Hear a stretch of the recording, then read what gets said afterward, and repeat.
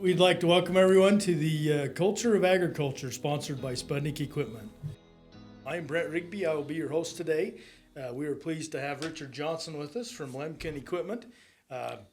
Longtime friend, also worked together a lot. So, Richard, tell us a little bit about you and kind of your history a little bit, and we can kind of reminisce a little bit here to start with. Yeah, we can go clear back to 1985 in college. Had a lot of good times there, and Are we smarter now or not? I think we're probably a little more wiser than we are smart. We got plenty of bruises and scars of, Industry. industry, hard knocks, but, I wouldn't trade the times. That's mean, if it wasn't for all those things, Brent, I don't think we'd be where we're at today. Exactly. We've tried a lot of different things. We've tried it. We did it. We still do it. We failed at some of them. Yeah. we succeeded at some of them. And we got pretty innovative. We did. We did some things that other people in the industry back in the day didn't think were possible, but it's one of those things that the tenacity of just never give up. That's right. And it's been exciting to be in these positions too, to see the advancement in the ag market. From what we came back in the 80s to what we're seeing today with both equipment, innovations on how we do things, soil prep, doing all that kind of stuff. We've seen major changes. GPS, all those things, Brent. But I think the driving force of it really hasn't been individuals like us. It's been the growers that are demanding the innovation, the change. We just happen to be facilitators, I think, to help make it happen. And, as you talk about our background and history of the different things we've been able to do and be involved in, it's just been, I wouldn't trade it for anything. I mean, you cut your teeth a few times, but at the end of the day, it's got us where we're at. They've kind of been stepping stones, really. They have, yep, exactly. And we've worked with some of the most spectacular growers. To be able to go out and meet these guys and see what they're doing, innovating and making things work in a challenging environment. It is, and I really attribute and you talk about the growers, Brent, they're just not growers. They're our friends. Mm-hmm. There's mutual trust. They come to us to help find solutions. We go to them with possible innovations and say, hey, tell me if it flies or sinks. Exactly, and they'll tell you. And it's that friendship. I mean, I covered a territory from in the Intermountain West, which is from Arizona, New Mexico, Colorado, Utah, Idaho, Montana, Wyoming. So it's from the south border to the north, that whole structure, and the diversity of crops, from vegetables down south to dry land grain up north to our specialty crops here with the potatoes, sugar beets, corn. Obviously, alfalfa is a staple and things, but onions. And it's just an amazing thing to have that diversity, because you get to see what works in some areas, but it's not going to work in another area. Exactly. It's different. Some of those challenges are definitely different, and you have to tie that equipment to those challenges. First of all, thanks for letting us come and talk about equipment and being here. Lemken's really a really neat company, Brent. It's much like Sputnik. It's still family owned. It is. And what year did Lemken start? 1780. And what's neat for us, That's 2030 is going to be 250 years. Mm-hmm. And we've got some big aspirations, we've got some big goals, but we've got some big things happening from now to then, and obviously beyond. But the Lemken family has been tremendous to work with.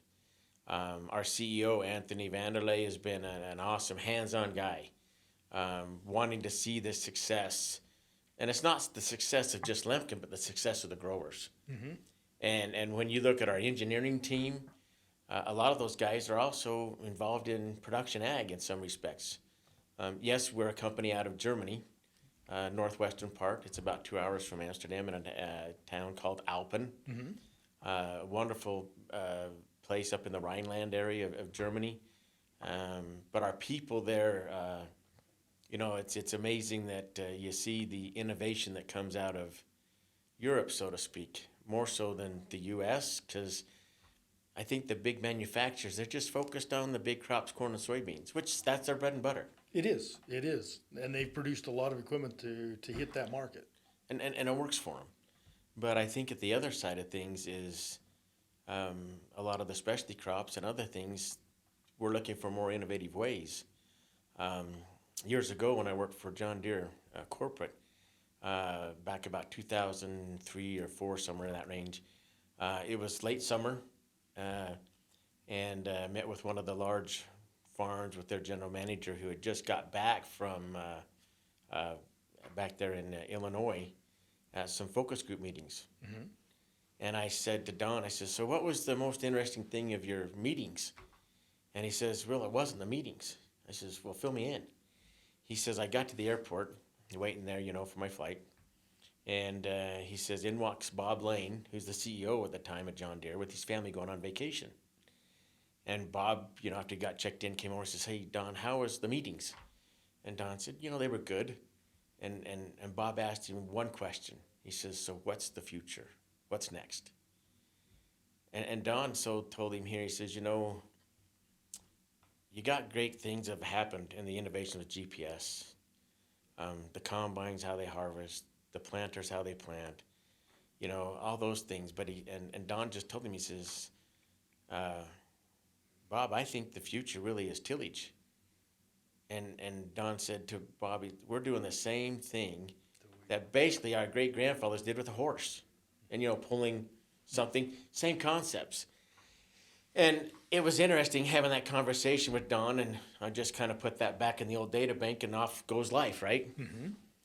Fast forward to 2013, I'm working in a dealership, and there's this blue equipment that when I start, and Cord Diekman, Yep. who came over here. It was about 2010. 2009, 2010. It We would started be 2012. 12. Because I remember we rented a tractor to him. Yes. And we're looking at this stuff going, what are you thinking? So yeah, Cord came over here in about 2012. I think it's 2011. You guys have taken a group of growers over to Agritechnica, which is the world's largest ag show in Germany on the odd years. Yep. And the growers saw a lot of this stuff saying, hey, well, how do we get some of that stuff here? Mm-hmm. And I think part of the tie of why Lemken came and spent some time with you guys is, Good friends with the Grimmy family. not only good friends, but, our companies and some other companies there have a technology company we're kind of tied with that brings like our CCI 1200 monitors and stuff like that. Yep. And so, hey, Cord came over. You guys... He worked like mad for, and in many aspects, thought he was failing in a lot of different areas as we kept looking at what he was doing. Yeah, I mean, it was so new to everybody. It took that time to kind of get it out, demo it, play with it. Yeah, and I mean, to Cord's credit, I don't think you could have found a better guy. No, he was determined. Energetic, young. Yep. And He didn't take no for an answer. oh, typically 100%, he'll never take no for an answer. Which that's the kind of guy you got to have. Oh yes. And your guys' support to help Cord and us at that time frame and get introduced to growers and hey, come look at this. And the first unit actually got sold in the U.S. in 2012, actually to Rich Lane Farms. Mm-hmm. They're the very first Lemken customer in the U.S. And still to this day, even more Lemken equipment, which Pat's taken over from Bob, and does a phenomenal job there. So, but in that whole scenario of things is, 2013 when I came on board, it was in September, and I saw this what they call the Reuben 12 disc go out to the field. And Cord, he had the Reuben 9 disc, which is a smaller blade disc. Yep, it was a smaller one. And anyways, I go out and I see this thing running through the field, and I just go, whoa. And all of a sudden that thought from Don and that conversation from Don came clear back from that gray matter, going, wow, that is the future. Yes. Who would have thought you had discs in a row, not... An individual. Yeah, individual on their own. Being able to float. Yep. You got a dual angle disc design, so it gets a flat tillage floor. It cuts and throws the soil, and it's a big 29-inch blade disc. And the reason why that Reuben 12 really came out was because of the demand for the North American market, because of the larger residues. Yep. To get that buried and get it mixed in. And in the potato ground especially, you got with all your wider harvesting equipment you guys have now, you got a lot wider area of area that's not really disturbed. So it's really soft and fluffy, but it's so tall. And then you've got where the truck tracks are, or the tractor tracks. So you got a good 12-inch or more variation. And a smaller blade disc couldn't handle that volume, but that big Reuben 12 could just eat it up and gone. Yes. So it was really interesting to see how fast Lemken responded to things, and how innovative that Reuben 12 disc is. And That was the big hitter. I mean, that's the one And that it still kinda is. took off. Oh, and it is. You see it all over now. And you know, even to that point, you know, our widest machine, because of the European standards for width and height for transports, we've come out now with our Reuben 12 800 and 950, which are 26 and 31 foot wide. But they're a wide middle section, 15 or so feet wide transport width. So we lose that 10-foot transport. Right. But we get the wider working widths in the field now. Exactly. So it's... And the other thing that was very interesting to me, speed. That speed was Oh. key to making that work. Which, in the tillage world, we've always thought 3 to 5 mile an hour. And of course, the faster we can get, the better the tillage works, to a point. Yeah, you know... With Lemken, with that Reuben 12, you can get some speed and still have a nice, smooth working. That's the magic that gets it done, right? I mean, you and I both grew up on a farm. Our dads put us on a tractor when we were very young and get on a disc. And you just kind of roll it. And it was steady as she goes, 4.5 or so miles an hour, and the old tractor's blowing the old coal, which is nice. You don't see that anymore, unfortunately. Kind of missed that part of the days. We're trying to keep things clean. Yeah, true. We do our part. But, you know, those memories, yeah, I mean, there was times that, hey, if I could shallow the disc up and just hurry up a little more, I can get the field done. But, boy, the field looked rough. Well, and the way those discs Wavy. were designed, you didn't get the smooth cut across there. And, you know, Dad would chew our butt if we didn't do it right. That's right. Well, But- because the crop It showed up in the crop. goes back to what you just said. Tillage is key to making the planters work. Well, it is, you know, it's a foundation, right? And really that foundation doesn't start the day you put the crop in. It starts way in advance. That's You know, once that crop has been harvested is when you start the foundation for that next crop. And the innovative tools from Lemken is, you know, and it's not that typical American design or North American style where you take big square tubing, weld it together, and then you bolt on or U-bolts and strap things on and just go. Lemken, you know, been back there many times. We visited some farms. I've seen Lemken equipment. I look at the serial number plate. I get back to the hotel that night. I'll type in the serial number to see how old is that machine. Wow, that thing's 20 plus years old, and it's still running on this farm. Here, I think North America wise, we build things to last 5 to 7 years, so to speak, and then we end up with a lot of repairs and stuff, and it just becomes more of a hassle. And when you hook up to something, you just want to go. Yes. Well, and tillage is one of those that seems to be, you're putting it in the ground, you're putting It's it through some pretty tough environment. Most abusive, You're going to have some repairs. That's without a doubt. we kind of joke. I think we've always joked through the years. It doesn't matter what color it is. You're going to have repairs, and it's just one of those things. The maintenance is key on any of this to make it work right. It is. You know, so with that innovative design, actually the steel we use is a higher tensile steel, so it's a lot stronger and more dense. But we also have done things to like the Reuben 12 and our Karat chisel plows, where the brackets are welded onto the frame, so it's a fixed mounting. And then that spring safety overload with that arm, for either the shank for the disc blade or that point, goes in the ground. When those things hit an obstacle or something and come up and trip, that energy and force is actually transferred to that working tool, that point or that blade in the ground. So you don't have the frame fatigue. Good. I can recall one of the stores, you know, we got a great dealer network that supports the product, and they make it happen. We couldn't do it without them. But, you know, when the Karats first came here too, you know, and That was a lava rocks, right? Rock piles, it's the reality of life. And guys looked at that machine and says, that's never going to hold up.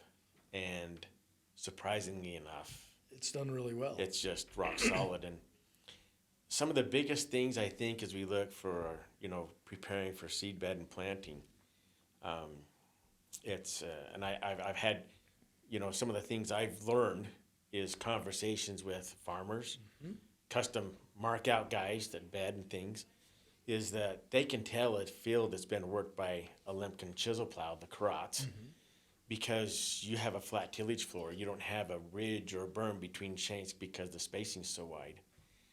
And the reason why is Lemken's really big on a couple things on the agronomic side. So all the machines, they ride on a roller that's integrated in the machine. So your axles are never on the ground. So we want to reconsolidate that soil. And that's going to seal in the moisture we got, which is critical. It is critical. Because if you dry things out when you come in to plant, you've lost that moisture, which is seed to soil contact. And the value of all that free moisture from Mother Nature is huge. Yeah, and sometimes you don't get that though. Sometimes you don't. A couple of years ago, we had a really tough year trying to get like sugar beets to come up. And some of the growers that had carrots, they had those big, heavy, the PPW roller, we call it. Mm-hmm. They put that on, and a couple of things happened for them. They said, one, Richard, is that leaves the field really firm for our planters to put a nice seed placement. Yeah. But at the same time, it's a little chunky on the top so it doesn't blow. Mm-hmm. And when they went about that 8 inches deep, they brought up that moisture, got the germination they needed, but they didn't have the blowing effect to dry because they didn't pulverize the soil like with a roller harrow, which that's just always been the tool we've gone to, but agronomically it may not be the best tool. Right. But that was what we needed, that base to get that plant. Exactly. So it planted right. And what I've seen with Lemken is you don't have to live with what you get anymore. Sometimes the tillage, we've just, that's as good as it's going to get. I guess that's what we're going to live with. Yeah. Depending upon the conditions when you pull in the field. Yeah. Yep. Here now, you can put one of these in the field, and you're going to get what you really want. And you can make the quick adjustments. I was going to say, the adjustments on them are quick. I guess going to one part, as you kind of started talking a little bit about that, we talk about working the soil right. What are you seeing as far as soil tilt? And because I know I've had a lot of comments about that. Maybe that's something to kind of visit a little bit about. We got a great network of not just growers, but there's field band with fertilizer companies, consultants that are independent. You've had Gary Farmer on some of these podcasts, and he's one of the best agronomists, around. You've had Ray and Colby Hollist, some great guys as well. They're all good friends. I mean, I went to college with Ray, back in Utah State. Yep. So there's still those ties in ag, that go with those relationships. And, like with Pat and Bob Olson, Gary Farmer went to him a few years ago and says, look at your soil tests here. And as they were looking at him, Gary pointed out some things. He says, historically, we haven't seen a change in organic matter levels. And the West struggles with organic, or at least we do here in Southeast Idaho. I know you get in some of these other areas, it is better, but when you put potatoes in, or sugar beets, organic matter goes down. It's a depleting crop, right? Mm-hmm. It doesn't bank anything back for you. And you remember when we were back in the precision ag days, when we were doing those soil samples. Yep. When we did yield monitoring. Yep. What did we see with organic matter? When you had higher organic matter, you had better yields. We did. And it translated to that more on a yield map than what the NPK and all your soil amendments. Yeah, they have a definite impact, but that organic matter has a big change. Huge. And so it was interesting, Pat and Gary brought that up to me. Says, hey, look at Richard. And the reason why is that Lemken tillage equipment, not just with the speed, but with that dual angle disc design or with the design of our carrot chisel points,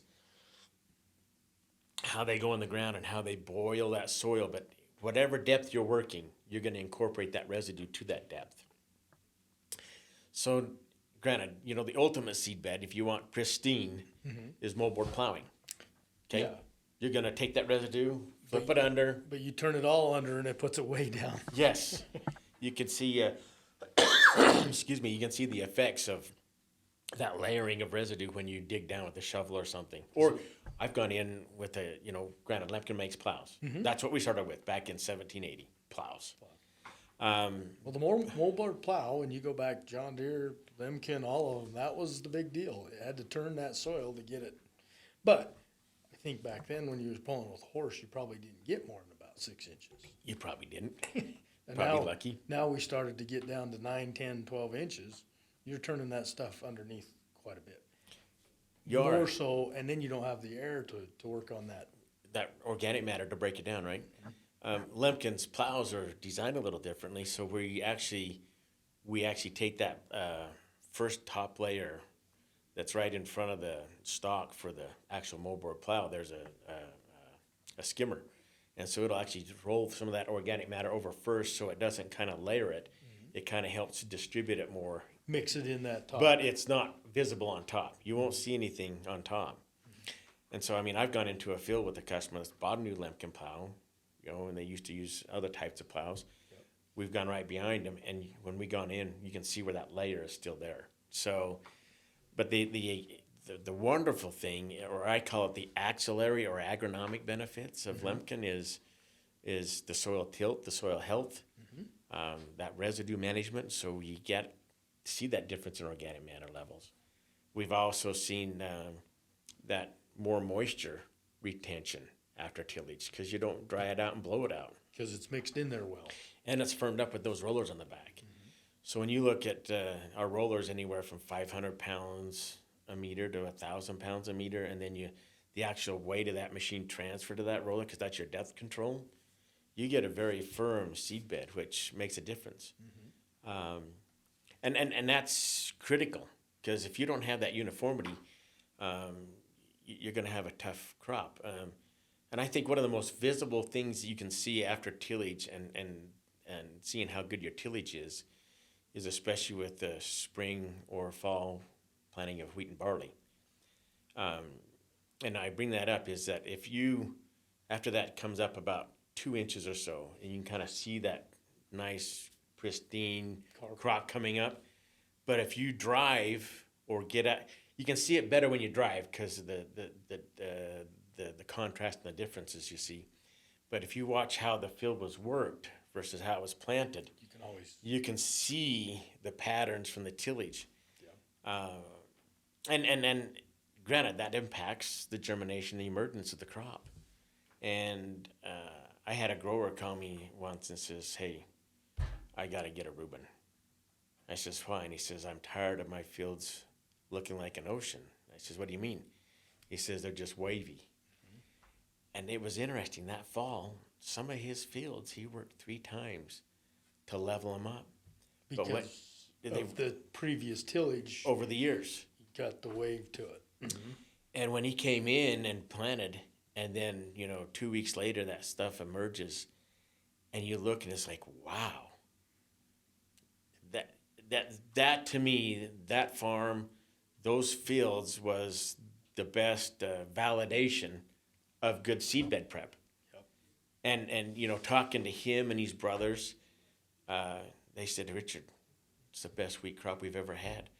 And the combines weren't bouncing through the field, and the sprayer wasn't bouncing through the field. Yep. Even application, even distribution. Yeah. So it's been a huge game changer for guys, and that's good. That's what we need to see. It is. Yes, it's definitely. And I've heard some comments too. Also, you talk about the grain crops that you're seeing there. Yep. But also on these potato crops with some of the working of the ground, with the crot and some of that, we're seeing less tear in the cellars coming in. It's interesting. You've heard those things. I have. I've had growers tell me the same thing that, and I'll go all the way back to that time when they've got to mark out, whether they're doing it or a custom guy. And the custom guys are the ones that really very verbally expressed, "Hey, we've noticed a difference." So, when the guys pull that crop off of wheat or barley, however they manage the residue, then they come in and got to do the deep tillage in front of those marker bars, right? Yep. And they're usually going at a different angle because then they're going to come with the marker bar straight through. Yes. And the guys that have the farms that have prepped with the carrots, that marker bar is just floating.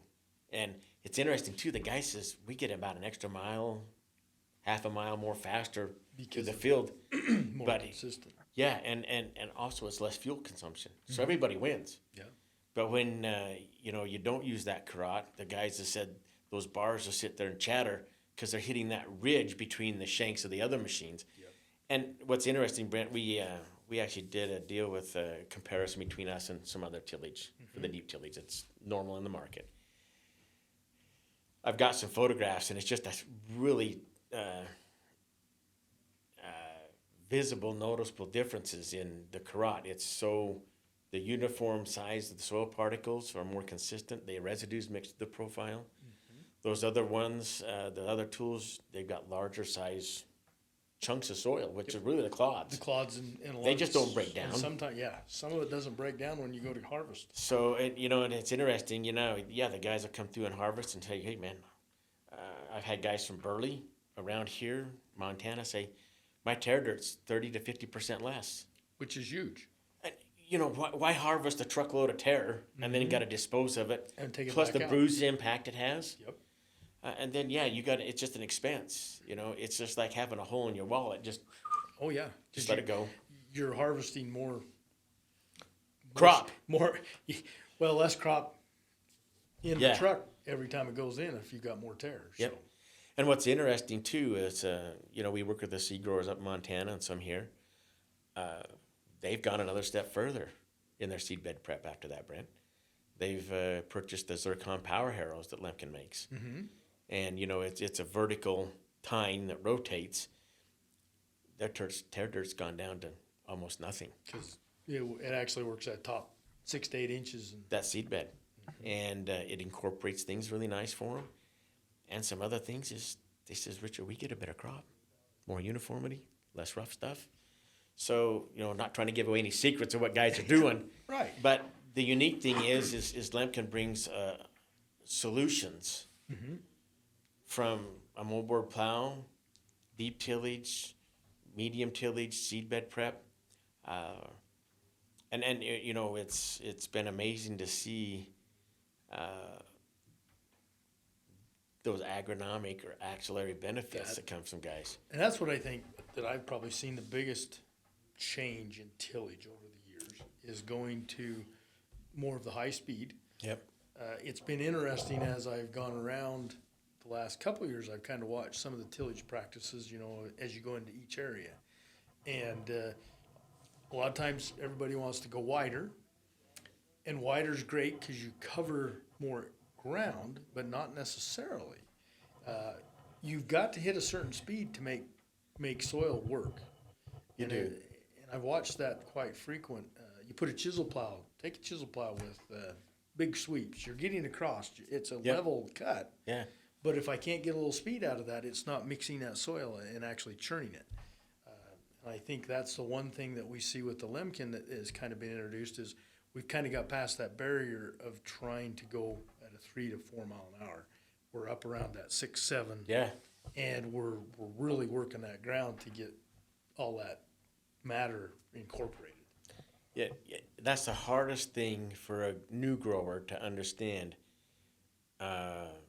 Not just the speed aspect, but that working width is, hey, I need a 24-foot disc. Well, your tractor is capable of pulling this tool, which is basically 17 feet. But let me tell you, you're going to go 8, 10 miles an hour, and your productivity is going to actually be more here. Less fuel consumption, less time and hours on the tractor, less time for the operator. And what's been interesting, that has also been a catch-22 down in Southern California where I work with some of the vegetable growers. They have to pay overtime. So it's 8 hours. And they're done. You check out and they're gone home. Here, man, we just finished. We don't quit until we're finished. We're just not that smart. But we don't have that much time. yeah, that too. But no, for them, they said, Richard, what do I do with my guys? They're done in 2/3 of the time. I don't have anywhere else for them to go yet today.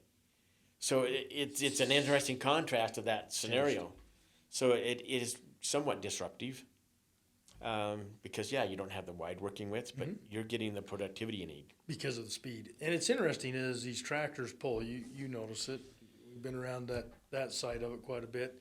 When you start to add more than about 5 mile an hour to a tractor speed, it takes some horsepower. It does. to get you up to that speed to continue to work. I think that's been one of the biggest keys of seeing the high-speed tillage tools really work effectively is just not because of the speed, but you got the horsepower to match it. What on that, when you're looking at the Reuben 12 or the The Carrots. what kind of speed are you guys recommending? Slowest to fastest? You know, and that's a very valid question because it varies and it's all determined on a couple things. One is what your field conditions are. If you've got a really rough field, and you don't want kidney failure in that seat, right? You might only be able to get 8 miles an hour with the Reuben the first time. But if you can get that 8 to 10, that's really ideal. That's kind of where you're That's shooting. a sweet spot. On the Carrots, I like to see anything above 5. If you can get to 6, that's even better because it does have that impact of that boiling effect. Yep. And you know, some people, a grower this spring, had a conversation with him while he was out seeding. He says, Richard, my fields are becoming mellow. And it's like, he's a grain producer, potato, sugar beet. So how do you get ground becoming more mellow? It's because you're managing that residue better. And you're allowing the soil to break down that material, which increases our soil tilth and our soil health. On that. Well, and the other thing, I know years past, there's been quite a bit of research done. If you can keep your speed 5+, your compaction level goes down. You know, yes, because when you have slower speed and you've got all that traction going on, you know, you're transferring energy, and that energy has to go somewhere. So that's what creates that compaction. Which is interesting sometimes when you talk about when you drive by the crop and it's been planted one direction, but you see the other direction in the tillage. Still evident. You know, and that's the hardest thing to get guys to realize. And I'm not going to tell you how to farm. You know, and you talk about the speed thing. Everybody is. You know, it's what the field conditions are. Yep. And compaction. You know, guys say, well, I've got to go 18 inches deep. Okay, so I'm going to ask the question, why? Well, I got to break up my hard pan. Okay, so where's your hard pan? Oh, it's down there. You know, okay, so how far is down there? And in my truck, and I recommend most of the salesmen at the dealers have, they've got one of those Dickie John soil penetrometer probes. Yep. And it's got a gauge, so it gives you a known factor. And typically speaking, everywhere I've been in my whole region, that compaction layer is between 9 and 12 inches. Kind of where we're working most of the time. So, yeah, depending upon things. And so it's like, okay, so do you really need to go 18 inches deep? All you got to do is get below that compaction layer to break it up. Yep. And once you've done that, then now you have free flow of your uninhibited root penetration. They can go seek out the moisture, seek out the nutrients, unencumbered, and you win. And so now I'm not going to disagree that maybe sometimes we need to go deep, maybe every 3 to 5 years, depending on things, if that's what's needed. And depending upon the ground. And the crop. Yep. And I've noticed that, you know, in different areas as I've crossed the U.S. from the east to the west. Yep. I mean, there are certain areas that you don't go that deep because if you do, you cause more grief than Create more problems. So you got to, like you say, it's per area to kind of look at your farm and per field. I mean, It does change by field. you can go 2 miles down the road and that field is different on how you're going to till it. Yeah, well, and some guys will ask me, Richard, do I use a Reuben or do I use a Carrot? Well, do you want deep tillage or shallow tillage? Now, granted, the Carrot, what's neat about it, you know, it is that deep tillage tool, but with that quick change system on the points, we can put the wide points with the wings. We can go in shallow as a field cultivator. So it becomes a dual season tool. You're not limited to that as just a deep tillage tool only. Yes. And we've actually come out with a whole new sweep that is just a really short, wide field cultivator sweep. So now a guy can actually put those on, and now you've got a third element that you can really utilize that Carrot in other circumstances. And you know, this year what's really neat, Brand, is we've introduced this spring our new solitaire DT drill, and That's replacing the compact solitaire. We're introducing our new Karate 10, which is a huge improvement over the Karate 9s, but it's also not only a whole new frame and from the hitch all the way back, but also it's got discs on the front now. So you've got cutting blades on the front to handle the residue. Some of the residue, yep. And move that material through. So, and we've also got our new Coralin. It's like a mulch finisher. It's a really impressive tool that it's been designed for the European market mostly because some of those countries can't use herbicides anymore. Right. So it's mechanical tillage. So this Coralin is designed to go from anywhere from an inch all the way to 4 inches deep. And it's got 2 rows of discs plus 3 rows of sweeps, which works the ground really well. Unbelievable. And like you say, you're just working that top part. Yeah, and the other thing is with the Lemken tools, because of the aggressive dual angle design on the disc blades or how deep that Karate can go, I have to tell guys your first pass, if you're going to do multiple passes, your first one's always the deepest. Get down, take that out, and then after that, you're just seabed. Buzz across finishing there. That up. And if you can hit another gear or so, grab it and go. Mm-hmm. It's going to do a beautiful job. Well, and I think that's one thing you brought up, the drill. That was one of the things that I saw change. In how many years have we seen grain drills, and they haven't done a lot of change? Yeah. I think that whatever you guys have kind of pushed a little bit on this drill, you've actually seen some of these other drill manufacturers start to look at it a little different. It's, small grains, some guys have always said it's just a rotation crop. It is, but we got to make money at it. It's got to be a profitable rotation crop. Otherwise, why are we putting it in? Yeah, he's just not for the sake of doing it, right? Mm-hmm. Going from the box drill scenario, okay, which box drills, and I'll use the term that both Gary Farmer and the guys at University of Idaho use is it's at best a controlled spill. That's what it is. Very simple, granted, very simple, but maybe not ideal for seed placement, etc. And so when we brought over I'll tell you, it's really interesting. It's that Lemken took over a group of growers over to Agritechnica in 2013. Mm-hmm. And, got to see all the different manufacturers and equipment. They go to our factory, see our stuff, do the factory tour. And one of the growers saw that compact solitaire drill and said to Cord, "Hey, can I get one of these?" We're not bringing those to the U.S. There's not a fit. And he goes, "Oh." Then he taps him on the and says, "Hey, Cord, well, how much are one of those?" "Well, they're about this much." "Oh." About 5 seconds later, he taps on Cord's shoulder and says, "Here's a check. Send one." And he goes, "Oh, okay, we'll send one." So in the spring of 2014, that arrived. I got to see that machine work. I got to see the results. Mm-hmm. And we're going, wow, that's pretty impressive. And and Cord had some more coming over. And so when they arrived at the dealership, I got with my buddy, Gary Farmer. He says, "Hey, Gary, we got to look at this. Come give me your thoughts." Yep. He's never seen one. I didn't say anything about it. He came over. Some of the guys from Thresher came over. Some of the guys, University of Idaho, and we walked around the machine, showed how everything worked. And I've never seen Gary get excited about small grains. But oh boy. It's been kind of that statement that you said earlier. Yeah. So it's, we had a customer that owns one now, but when he first saw that, he says, "I wish I had that 40 years ago." He saw the impact that could have, but nobody had ever made anything that way. And so that was a big game changer for the growers here. It was. We learned a lot, though. Mm-hmm. We learned some things right up that front of the gate. We worked with a farm out just north of here, and it was a 200-acre field. And so the fall of 14, we did 120-foot wide strips all the way across this 200-acre field.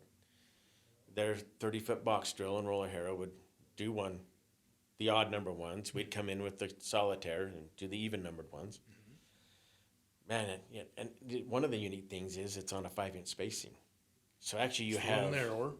So you got more rows working with, but you have actually less seeds or plants competing against each other in the row. but it canopy so much faster that you have less weed pressure. And so that fall, I got pictures before I went over for Agritechnica, you know, and looked at things there in 2015, and man, it looked awesome. Springtime, you know, makes it through the winter, no winter kill. Late spring, early summer, you know, starts to head out. You know, the heads on ours was about that tall, and the box drill was a little taller, but there was less plants there. Mm-hmm. But, you know, as it ultimately counts, it's what's in the bin at harvest time. Right. The farm has a scale on their farm, so they had 2 trucks. We used the same combine. We went right down the middle of the strip. We just dumped 1 bin load, went and weighed it. Did the other one, did it. And we replicated that several times. At the end of the day, the box drill beat us out by 2 bushel. But we get the colleagues from Thresher and come out and look and says, well, the seeding rate that we calibrated to was 140 pounds because that's what they've been using the box drill. Mm-hmm. So we kind of went back in time and we did plant stand counts, et cetera, after the harvest to see the box drill at best had about an 80% stand. So you take 140 pounds, translates to about 112 pounds that came up. 10, 112, yeah. We were over 90%. And so it was. And so the guy says, well, this crop doesn't do well at high plant populations. She'll actually wane. Start to come down. So anyways, they says, well, okay, that's a game changer. We haven't had a drill give us that kind of a germination emergence. Yep. So the next year, that fall, we got with a grower that had one and says, hey, can we do some test plots? Let's reduce our seeding rate by 5%, 10%, and 15%. Mm-hmm. So they had a big field down the road here. We did that again.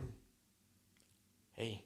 You saw that 10% reduction in seeding rate actually gave us a better yield than the normal box drill rates. And so we were able to validate that, but you know, you don't learn until you try. No, exactly. And you don't learn anything unless you've got some failures to say, hey, what's going on? Mm-hmm.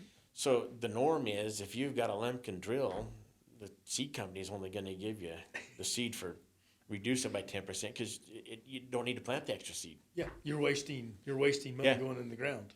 Your plant population is there with the amount of seed that you're putting down. Yeah. So it's so now our new DT is an improvement upon that compact solitaire, which that compact solitaire is just a rock solid drill. But it's not perfect. Mm-hmm. It had a couple little, maybe not so much ideal things, but you don't know that till you learn. And so the new DT, we've got over a dozen of them in the field this spring. There'll be several more this fall. Phenomenal. Seeing some good results. Well, so far. So, yeah, granted, we haven't got it in the bin yet, but what's in the field is very noticeable. And I think, and it's not just for us as Lemken or me as the area sales manager. What the telltale sign is the growers speak with their checkbook. Mm-hmm. They do. And in that regards, they see the benefit of that DT drill. And really the secret sauce, okay? And all the other drill manufacturers that kind of in that same space with a tillage tool, seeding tool all in one, they've all got good elements. Mm-hmm. Lemken just goes a little further beyond. So the trapeze packer roller, that's a big V-ring on a 5-inch spacing. It gives us a very firm seed trench for that double disc opener to come into. Yep. You know, we've got the hydraulic down pressure we can adjust on the opener. So if you have some challenging conditions with your seed depth of maybe a little higher residue so you don't get the hairpinning or the bouncing, H independent one of those can hydraulically just stay in the ground. And one of the biggest things that really gives Lemken an edge too on that is we have our row units. They're mounted on the bar. So you have a front row unit and a back. Yep. So you can get that 5-inch spacing. Get that, yes. And get through the trash. Yes, but the important thing is they're both on an independent parallel linkage, but they're the same length. Because if you look at other drills where they've got that offset, yep. The one in the back has a longer arm. Mm-hmm. It doesn't have as much down pressure as the front one because that leverage aspect. So I got to commend our engineers and our developers and product managers that helped come up with the new stuff and the R&D guys to keep the agronomic aspects and principles and things, but yet still build a very functional and a very reliable machine. Well, when you're doing, so how long on this drill change as far as your tests and engineering and all that? What kind of time frame have you been working with this? Because we all know it takes a little bit of time. It takes time. And is it developed in a, so does Lemken have some farm that they are developing this, or do they develop it with growers over there? you know, it's both. Lemken does have our own research farm with our facilities there. We do have a lot of cooperative growers that help us with R&D projects. Very fortunate here in the U.S. we have the same thing, which is, in fact, we've been working on some projects this spring and seen some promising results on some new things. The Karat 10 that's coming out, right? Hey, we actually, to tell you the truth, Cord Diekman and I, in the fall of 2015, Cord had the factory get a big box full of parts. He air freighted them. Got them here in time. We had a local company manufacture some parts and stuff that we could mount onto an existing Karat. Because we thought, him and I, that, hey, this is where it needs to go. So yeah, we took pictures over showing the guys in Germany, Agrotechnica, hey, look, this is what we've been doing. I come on board 2016 for Lemken because Cord goes back. Later that year, I get a phone call from the factory saying, hey, what's this $8,000 freight bill for? From 2015. I says, you got to take that up with Cord. That's not me. He air freighted that. Yeah. So but you know, it's a part of the R&D aspect. 2018, they sent over. And it would have been cheap as compared to today. Oh, yeah, that's pennies. So yeah, in 2018, they sent over 2 prototypes called the Karat X, and we prototyped them here and validated, gave weekly reports. I mean, we went in grain corn, we went in silage corn, potato ground, beet ground, wheat ground, and we did different kind of blades on the front, half on this side, half on that side. We did a lot of testing, and granted, that's how the Karat 10 came to be. So on the new DT, how much time? It's been a few years. Yeah, it sounds like 2016 you started, so it's been that's been it's 7 years. But actually, the DT is so this year is what we call Zero Series Introduction, 100 machines worldwide. To put a plug in for how good our growers are and our dealers, 35 out of 100 came to the U.S. Oh, that's exciting. It's really neat. And granted, some of my other colleagues probably aren't as happy because they didn't get a machine, but the order window was open, and dealers put in orders, and Germany filled them. So that's how it works. The last 2 years, not this year, so 23, so 22, 21, a lot of R&D with the machines in the field. Prior to that, just some concept things, proof of concept. If we did this, what happens? And so, yeah. Yes. Are with some of the supply chain issues, I mean, I know we've seen some issues that way. I suppose you have as well. Getting parts and pieces and a few things that we need. I know our growers have felt some of the pain there too. Boy, we've all felt pain, you know, whether it's parts, whether it's whole good machines coming over in containers. I know during the pandemic, both of us had containers sitting on ships waiting to be unloaded that sat there for months. Time. Yes. In fact, we kind of missed the spring season on some of those. Us as a company, first of all, thanks to our people there and the dedication, they never shut down through the pandemic. You had daily tests, and if you were sick, you stayed home. Yeah. Yep. But we could maintain production.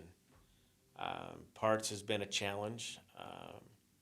One thing we did change, though, is instead of using the ports on the West Coast, we went to Houston now. Bringing them in that way. We don't have to go through the canal, the Panama Canal, so it saves some time. But the reliability of the people down in Houston and that port has been top-notch. In fact, if you looked over the weekend, the guys over there in Long Beach, it says, work shortage, so you're going to have to wait. Down there, you're not seeing that. That's what we even saw going up into Canada, bringing some stuff through Canada that way. On the West Coast, we did better. Yes. So it's parts wise though. We have our own parts distribution warehouse there in Des Moines. I've tried to help and our dealers understand a concept, and that we really don't have a parts warehouse in Des Moines. It's a fulfillment center. The parts warehouse is actually the dealers at their own individual store locations. They're the parts warehouse, and they've really done a good job of stepping up. The growers, for the most part, can get about any part they need. You know, that's a wear item or something. Something kind of out of the norm. If they tore off a tongue or something, might come from there, or it might come from Germany. But Depending upon what it is. yeah, but for the most part, no. We've got a great supply there. Our dealers have done a good job of stocking up. We got stocking order programs, so it helps them. Helps the growers. They go to the growers, says, "Hey, what do you need? I'll bring it in." Mm-hmm. So we've got, the dealers really look after the growers that way. That's nice. Well, we kind of gone over several aspects of the Lemken, Yeah. of where you're at today, what we've kind of seen as far as the soil, what we're seeing there with the importance of the tillage and also the concept of the drill. What do you see future-wise with? You made that comment when you talked with Deere on that side of saying future is tillage. What do you foresee coming in the future with some of the? Obviously, we've got some challenges with the chemical. We've got challenges with green footprint, basically carbon footprint. Carbon. Yep. So there's many aspects that we're probably going to be dealing with in years to come that we've got to kind of be ahead of the game. Yeah. Because it seems like if the growers are ahead of the game and we're ahead of the game on that, it's a smooth transition. yes, they're not dictating what we need to do. You know, good point there, Brent. First of all, let's touch the green thing and the carbon. You know, anytime you till, you're going to lose carbon, right? Mm-hmm. With the Lemken tillage, the growers, they're the ones that says, "Hey, Richard, I've eliminated 2 to 3 passes." Now, are there areas that do some other types of tillage? Someone say, "You saved me 4 or 5 passes." So I think in that element, that range, we're pretty green in that regards. And in our crop rotations, you can't do a no-till spud crop. Yeah, it's very difficult. Yeah. We do have a couple of spots that can in sandy ground. Yeah, perfect point. But we can't in, I would say, 80%. Yeah. I'm just throwing a number, but. So I see the biggest challenges, and it is true in all our sectors, is labor. I mean, you guys need guys to help build stuff. Yep. The growers need guys to help get the crop in the ground and harvest stuff. Yep. Labor is a challenge. I think, this AI thing, I don't have a grasp on it. But boy, I've seen some big things, and It's coming though, isn't it? and it's probably like a tsunami almost. I don't think any of us are ready. Some of us are going to get caught up in it and meet our demise. Others are going to survive. One of the neat things is I'd like to say that is our foresight that Lemken has with our engineering team and our leadership team, realizing, hey, yes, we need to look out 5 or 10 years. Last year, and you can go online to YouTube, you'll see a link called Combined Powers. Mm-hmm. And what that is, and we actually showed it at the SEMA show in France this last November, it's a power unit, a tractor. Autonomous. Mm-hmm. It's a joint project. Combined Powers is between Krone and Lemken. Now, is Lemken getting the tractor business? No. Okay. But they tie into the tractor. But you have to. So what's interesting is yes, we have a great R&D team that have put the elements together of this autonomous tractor. But the tractor, I mean, when you don't have an operator and you're pulling something behind you, you and I are, I see what's going on. Oh, I hit a rock. I just sheared a bolt. Got a problem. Or hey, I just plugged that thing up. I got to go unplug it. That tractor has to intelligently figure that out. Now, how the guys do it, I don't know. It's beyond my level of knowledge. I keep my feet in the dirt. I'll be happy. They're working on it. Yeah. So what's neat is they've got, they've got like a carrot behind the machine. It's got more sensors on it and technology than probably was all the combined computing power to send a rocket or the first guy to the moon. Yep. But it's got the ability to tell the tractor what that tool's doing. So that it can adjust and react, and so is what you're thinking, just because of labor and some of the things that we're seeing, you think that we're headed down that way? Maybe not fast, but it's coming. You know, because it's interesting. Was it 10 years ago when autonomous kind of first started? You kind of saw it kind of creep in. yeah, but it wasn't Then here a few years ago, we saw it again. It kind of Yep. come in again. Obviously, we had another announcement. It was a year and a half ago that another one, another manufacturer came in with some more. So it's coming, but I think it's just adopting. You know, it's there's a couple elements of play. I think one is the economies of scale. You know, the larger size operations will probably adopt the autonomy thing faster, in my view. And there's going to be certain ones that do. And I think the other thing it lends to itself is it's the how. How am I going to implement this? It's not the why. The why, I think, becomes very relevant real fast. And you know, look at our vehicles on the road, right? We've got cars that can drive themselves. Oh, I know. It goes back to that feet in the dirt, though. Do I want that thing coming down the field without anybody in it? Yeah, and I think you know, the biggest struggle, you know, is the labor needed for harvest. Yes. Whether that's hand crews for your vegetable crops, whether that's, you know, truck drivers for spud equipment, sugar beet harvest, etc. I see like your guys' crop cart has been a game changer. Yes. You know, that you don't have to have as many trucks in the field, really. And you can eliminate some compaction because of that. So you're doing a lot of good things. Well, we're working down that line of trying to keep the machine moving rather than stopping and starting. Anytime you stop and start, you have a tendency to pack more. You have a tendency to have more issues. You wear things out faster. Because of start and stop. And then, it's just So, it's and maybe, and that's a topic of another day, but this autonomous thing, I'm not so sure that we actually scale down size of equipment because it runs continuous rather than scaling up in size. You know, you look at some of the white papers that have been written, they talk about swarms of drones. So maybe smaller horsepower, smaller machines, but they run 24/7. That's right. Now, I look at this aspect, you know, for this younger generation that's so computer adept to things.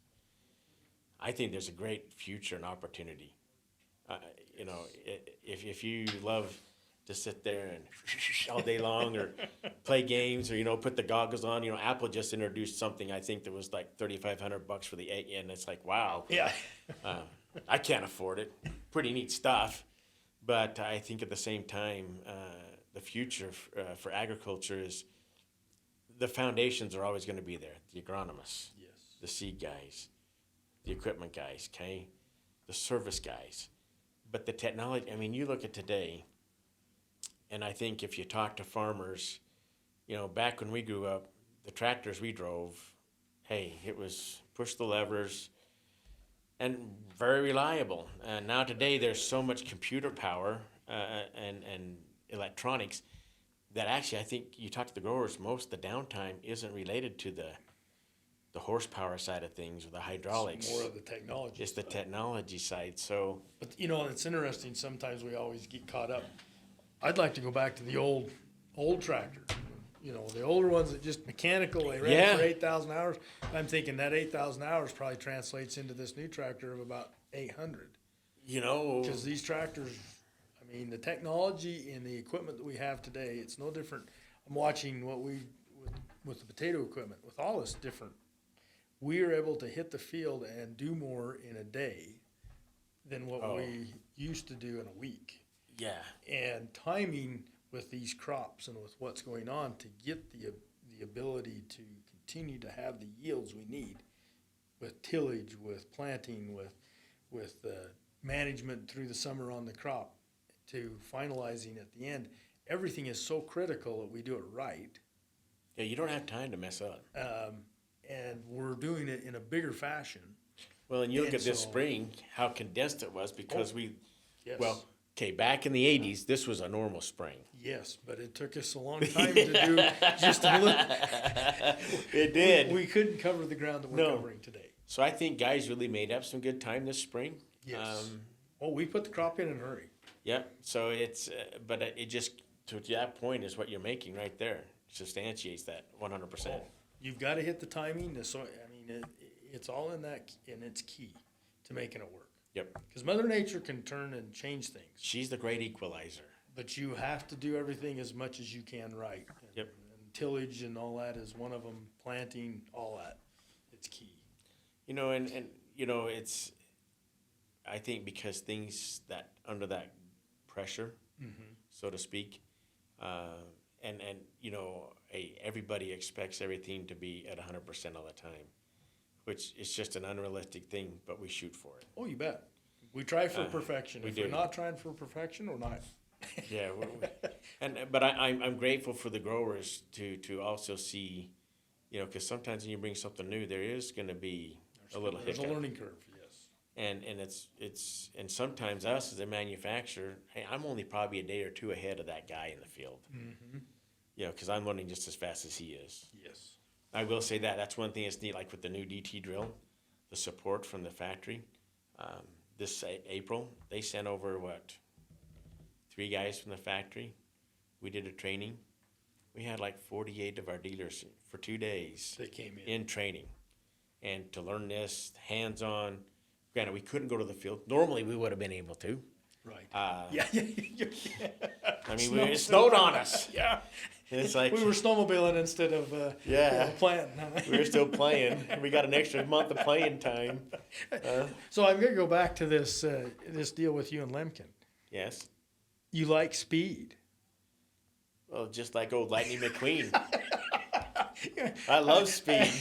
I can remember hitting the field with you a few times. And wondering, okay, am I getting out or am I staying in? As I watch the Dodge pickup go through the air. Yeah, exactly. So see, Lemken has worked really good for you because it's speed. I've only had a few speeding tickets along the way. Only a few? Only a few. The local Especially county guys that got Oregon. me. Yeah, that Oregon one was good. Oh dear. I still know stories, but that's just this last week. Put a machine in the field with a guy, and the operator's in there. I just going, hey, get going, Yep. And it's like, but it's something new. It's that paradigm shift again. People aren't used to it, and you say, oh yeah, you get in a tractor and you start going 6-7 mile an hour, 10 mile an hour. That's huge in the field. to that Doesn't point. feel like it on the road, but it's huge in the field. To that point, here to support our dealers, right? A dealer up Montana calls and says, hey, Richard, this guy's got a problem with his machine. Can you come up? I'll be there tomorrow.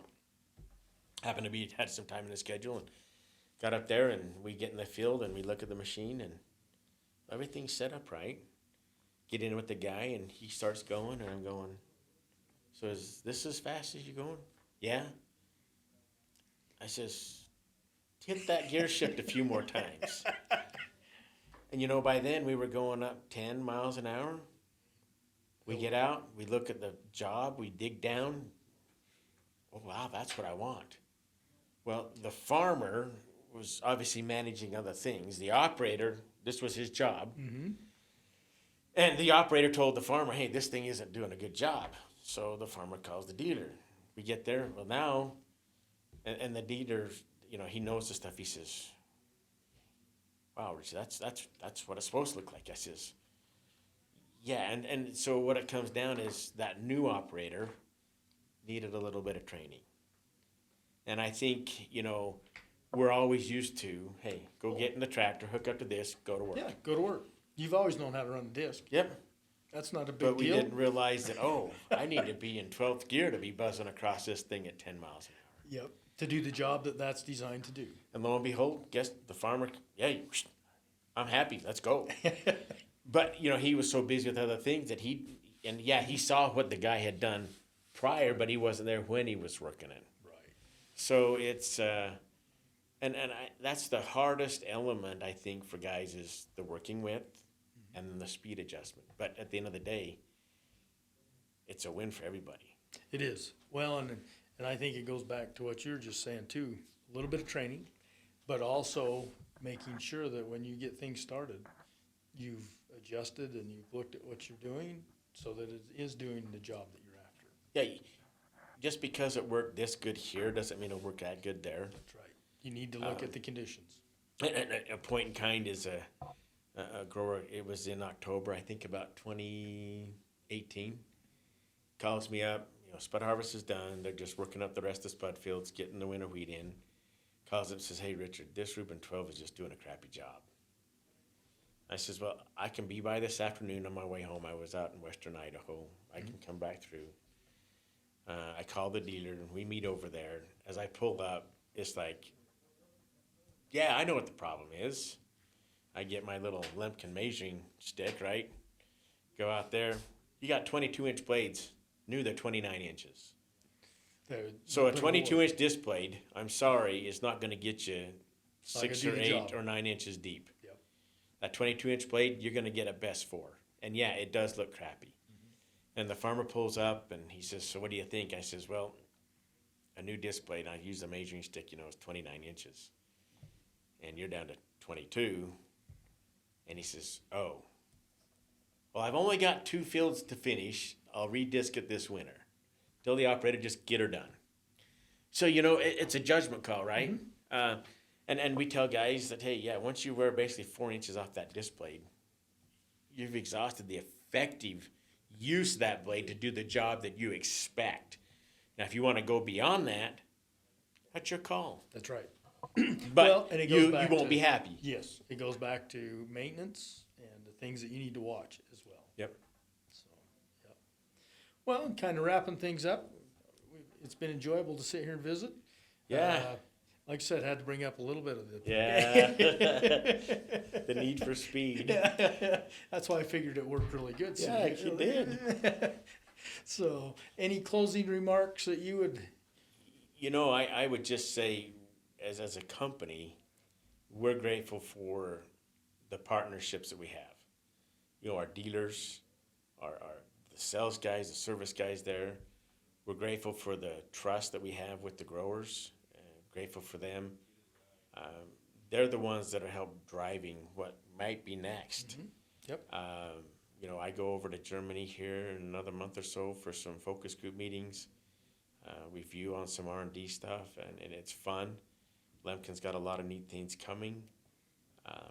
I'm grateful for the partnerships we have that aren't like like Gary Farmer and mm-hmm. the consultants like Ray people and in Kobe the industry. Holist. Yep. The whole industry. And it's just that the farmers, we wouldn't be here without them. That's right. And I'm grateful, though, also for the people I get to work with. Yes, they're in Germany. They're 8 hours ahead. It lends to some dynamics. They do speak very good English, mm-hmm. which I'm grateful for because I can't speak German. I have some ancestors that came from Germany.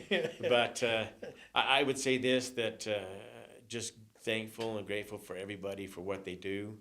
Grateful for having an open mind, and thanks for pushing. And we look forward to continue to provide, solutions that help the growers.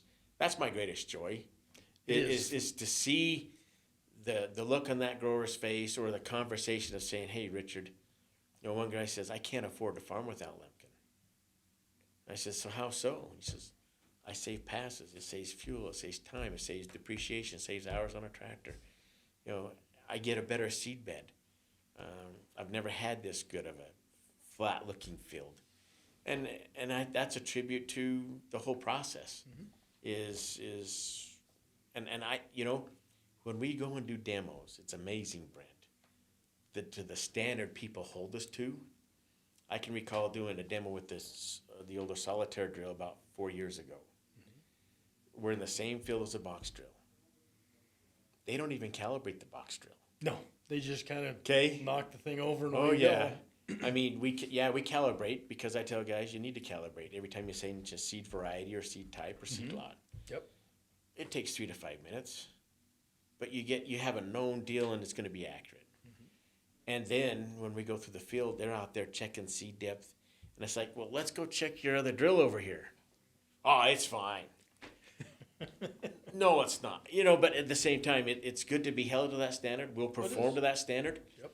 But it's But it is fun to hit the field and make that work, and then your results show for themselves. show for and they prove it themselves, out. and they're happy after Yep. that.